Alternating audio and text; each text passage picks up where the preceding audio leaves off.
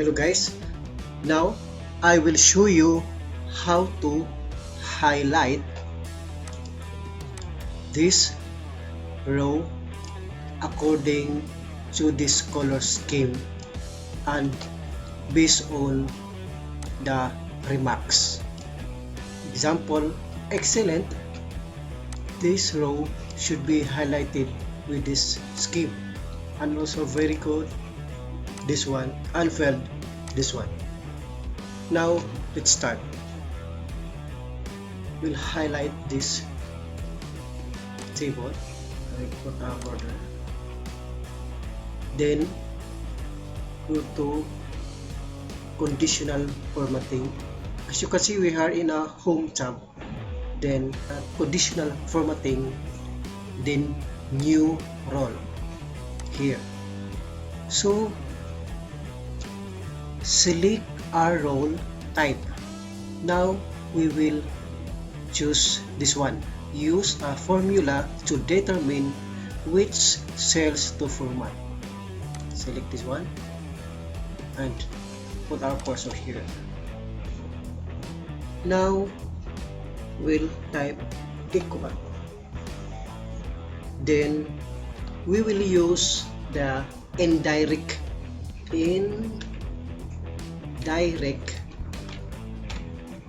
function, then open parenthesis. Now we will put our or assign our column letter wherein our remarks enter here. As you can see, our remarks is in column D, so we'll put column D here, double quote, then put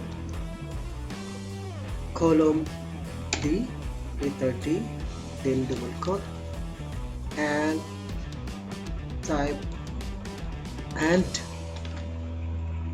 row. Why row? Because we will highlight our rows based on these remarks and using our color scheme to highlight the corresponding rows. Then close and open and close rather, then another close parenthesis in order to close this statement.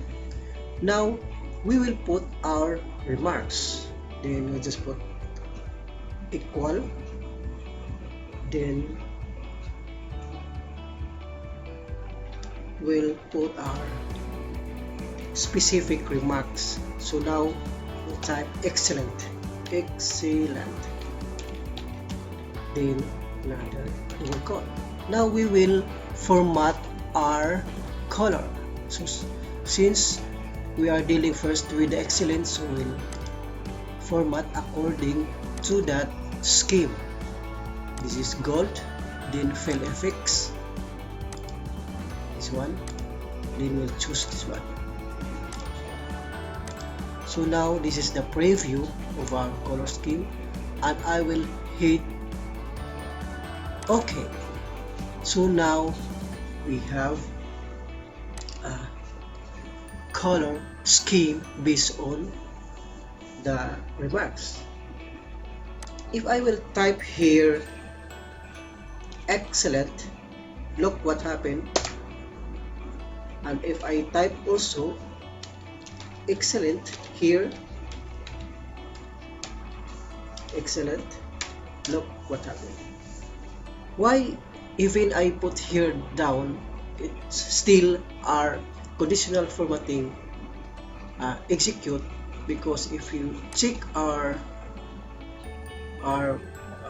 roles, manage roles, see this one, this is our range. So look, this is our range, so you can select even the whole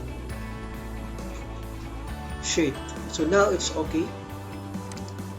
Now we will put another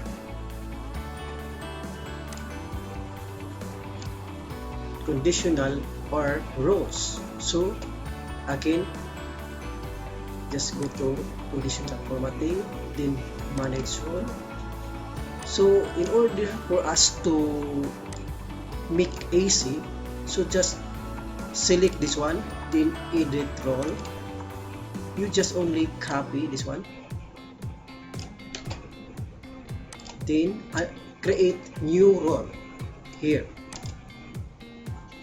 Then same process, use a formula to determine, then just paste and modify our remarks. So I will put very good, and we will make a color scheme format, fill effects. So this is blue. Okay, select this one, then okay. Look what happened if I hit apply. Look, and if I will type also very good here and enter, now our corresponding rows highlighted based on the remarks. Then another, I will highlight this one, then go to conditional formatting, same process, then manage role, then we'll copy here, ed, then just copy to make it easy for us, and new role. The same process, use a formula to determine which cells to format, then Ctrl V to paste, and we will modify the remarks, which is filled.